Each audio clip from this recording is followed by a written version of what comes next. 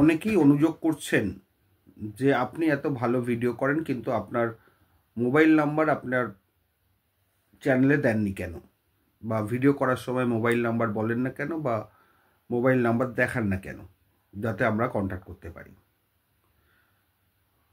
ধন্যবাদ আপনাদের আমার প্রতি আগ্রহ দেখাবার জন্যে বা আমার ভিডিওর প্রতি আগ্রহ দেখাবার জন্যে, নাম্বার চাইবার জন্য।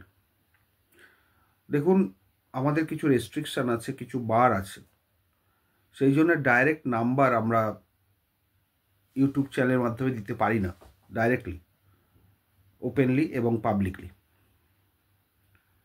স্বতঃপ্রণোদিত হয়ে আমরা দিতে পারি না।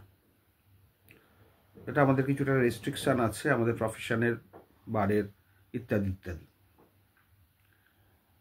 আপনাদের যাদের মনে করেন কনসালটেশন করবেন বা আলোচনা করবেন, কোনো মামলার ব্যাপারে ব্রিফ করবেন, ইত্যাদি ইত্যাদি, তারা ইন্টারেস্টেড হলে আমাকে ইনবক্সে জিজ্ঞেস করবেন বা আমার মেলে জিজ্ঞেস করবেন। মেল আইডি তো দেওয়াই আছে, সেখানে আমি আমার পুরো ডিটেলসটা দিয়ে দিতে পারবো।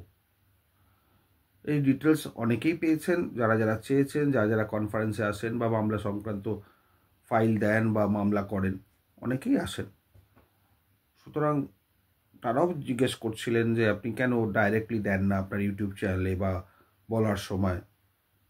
তাদেরকেও একই কথা বলেছি যে আমাদের কিছু প্রোটোকল আছে, কিছু প্রোটেকশন আছে, কিছু বার আছে, কিছু বাধ্যবাধকতা আছে, সেই জন্য আমরা ডাইরেক্ট ফোন নাম্বার দিতে পারি না। যারা মনে করেন আসবেন বা আলোচনার কনফারেন্সের জন্য আসবেন, প্রফেশনাল কনফারেন্সের জন্যে, তারা অবশ্যই ফোন করে আসবেন এবং সেই নাম্বারটা তারা যদি তাদের নাম্বার দেয়, তাদের হোয়াটসঅ্যাপে আমি পাঠিয়ে দেবো আমার নাম্বার, বা তারা যদি মেল করে জানতে চান আমি দিয়ে দেবো আমার ফুল ডিটেলস, কি ফিজ না ফিজ ইত্যাদি ইত্যাদি, যা যা ডিটেলস দেবার। কিন্তু পাবলিক ফোরামে এইভাবে ডাইরেক্টলি দেওয়া আমার পক্ষে সম্ভব নয়। আপনাদের যাদের দরকার নিশ্চয়ই জানাবেন, আমি আমার ডিটেলসটা দিয়ে দেব। সেটা আপনি কোশ্চেনের মাধ্যমেও করতে পারেন, কমেন্টসেও লিখতে পারেন, কমেন্টস বক্সেও দিতে পারি, বা মেল করলে মেলেতেও আমরা জানিয়ে দিতে পারি। এবার অনেকেই ফোন করেন কোর্ট আওয়ার্সে ফোনগুলো করবেন না। তাতে অসুবিধে কি হয়, ধরুন কোর্টে মামলা করছি বা মামলা করতে যাচ্ছি বা মামলার প্রিপারেশান নিচ্ছি, তখন শুধু মামলার কথাই মাথায় ঘোরে। কারণ যদি অ্যাটেন্টিভ না হই তাহলে কিন্তু মুশকিল আছে ক্লায়েন্টদের পক্ষে। যখনই ধরুন আমায় ফোন করবেন, যদি কেউ মনে করেন করবেন 4:30 পরে, পজিটিভলি আফটার কোর্ট আওয়ার্স, 4:30 থেকে 10:30 দীর্ঘ সময় আছে ফোন করার জন্য। তারা ফোন করবেন এবং যদি দেখেন এনগেজ হচ্ছে বা বিজি আছে, দু তিনবার করার দরকার নেই, একবার করবেন বা ম্যাক্সিমাম দুবার করবেন। পরবর্তীকালে যদি দেখি ফোনে মিস কল অ্যালার্ট থাকলে আমি নিজেই করে নেব। কিন্তু বারবার রিপিটেডলি ফোন করে যাবেন না। যখন ধরছি না একবার দুবার করতেই পারেন, বারবার করা মানে আমাকে ডিস্টার্ব করা। হয়তো আমি কোনো কনফারেন্সে আছি, আরবিট্রেশনে আছি, বিভিন্ন ম্যাটারের মধ্যে স্টাডিতে আছি, সেই সময় ফোন করলে দেখবেন যখন আমি বারবার কেটে দিচ্ছি বা ফোনটা অ্যাটেন্ড করছি না, তাহলে বুঝেই নেবেন আমি কোনো কনসালটেশন বা কনফারেন্স বা আরবিট্রেশনে আছি। অনেকেই ফোন করে বলছে আপনাকে এতবার ধরে ফোন করি, ফোন ধরেন না, ফোন করেন না। তাদের উদ্দেশ্যে একটা কথাই বলি, সবসময় ফোন ধরা সম্ভব হয়ে ওঠে না। অনেক সময় ফোন ভাইব্রেট মোডে থাকে, তখন বোঝা যায় না। অনেক সময় রাস্তায় থাকি, বোঝা যায় না। তবে যেগুলো মিস কল হিসেবে আসে, আমার ট্রু কলার আছে, কারা করছেন বুঝে যদি ঠিকঠাক ফোন হয় অবশ্যই আমি রিপ্লাই করি। রিপ্লাই করি না তা নয়। যারা আমার সঙ্গে রেগুলার কন্ট্যাক্টে আছেন তারা জানেন।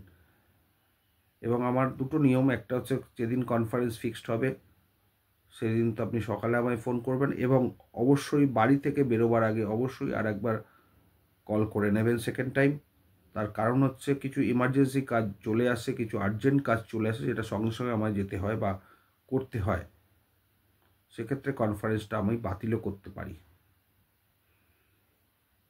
কারণ কিছু আর্জেন্সি আছে যেগুলো সবসময় বলাটা ঠিক নয়, বা কিছু কাজ আছে যেটা ইমিডিয়েট করতে হবে, ইমিডিয়েট এসছে ইমিডিয়েটই করতে হবে। সেক্ষেত্রে কিছু সময় কনফারেন্স হয়তো পোস্টপন্ড হতে পারে, তার জন্য আমি দুঃখিত। এবং লাস্ট 2-3 দিন খুবই ব্যস্ত ছিলাম, ওই জন্য ভিডিও করতে পারিনি। বিভিন্ন কনফারেন্স, আরবিট্রেশন, বিভিন্ন মামলা নিয়ে প্রচুর ফোন এসছে। আমি সব আজকে তাদের ফোন করে বলেছি। অনেকে বলছেন আপনাকে পাওয়াই যায় না, তাদেরকেও বললাম এবং মোটামুটি টাইমও দিয়ে দিয়েছি, ডেট দিয়ে দিয়েছি। ওদেরকে তো একই কথা বলেছি, যখনই আসবেন বাড়ি থেকে বেরোবার আগে অবশ্যই ফোন করবেন, তবেই আসবেন। কারণ কেউ এসে আমায় পেলো না, ঘুরে গেল, সেটা কিন্তু খুব খারাপ জিনিস আমার কাছে অন্তত। যাই হোক, 2 দিন বাদে দোল, আজকে আর বেশি কিছু বললাম না। সবাই ভালো থাকবেন, হইচই করবেন, আনন্দ করবেন এবং একটা কথা মাথায় রাখবেন, আপনার আনন্দ যেন অন্যের নিরানন্দের কারণ না হয়। অনেকেই রঙকে ভয় পায়, রঙে অ্যালার্জি আছে, অনেকে দোল খেলতে চান না। জোর করে কাউকে কিন্তু রং দেবেন না, তাতে অনেক ক্ষতি হয়, স্কিনের ক্ষতি হয়। বা যারা চায় না, অ্যালার্জেটিক, এইসব লোকেদের থেকে নিজেদেরকে দূরে রাখুন, নিজের আনন্দ করুন, মন খুলে আনন্দ করুন, কাউকে ডিস্টার্ব করবেন না। ভালো থাকবেন, খুব এনজয় করুন।